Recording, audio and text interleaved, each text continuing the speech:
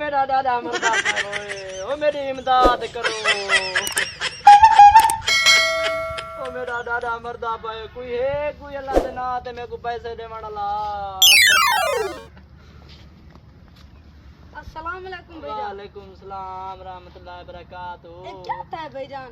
आए ना पूछवे यार, रात ठीक ठाक हा पर रोटी खा दिए जाके सही बात मेरे हाँ दाद पौधा मेरा दादा मरदा में को मैं अस्पताल चाहते वजने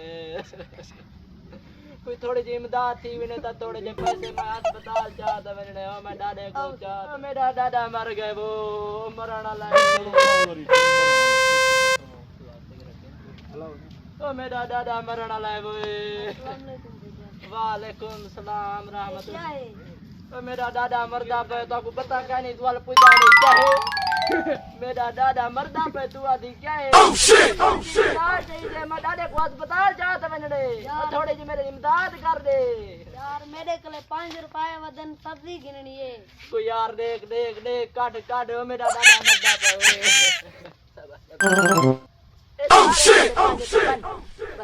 मेरा दादा मरदा पे ओए टोके बनानी मेरे फनी हाली हाली सोम मेरे थी गन तेरे बड़न वालन सोम सोम सिगरेट पी से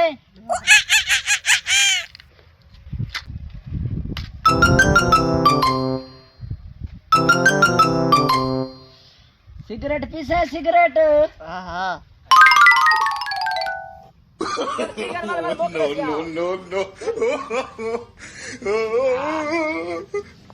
नो मेरा दादा मर गया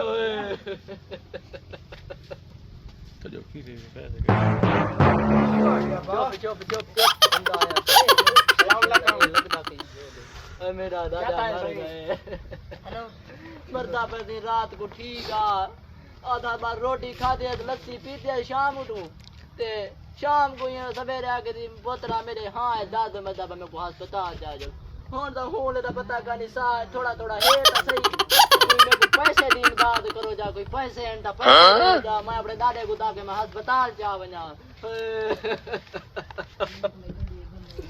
रो ना रो ना वाह बेवा वाह बेवा मेरा दादा मर गया पुलिस पुलिस आंदी पे यार होशियार थी कोमी पुलिस आई वदिए पुलिस ठीक है होशियार थी कोमी तेरे पैसे भी थी गन मेरे भी थी गन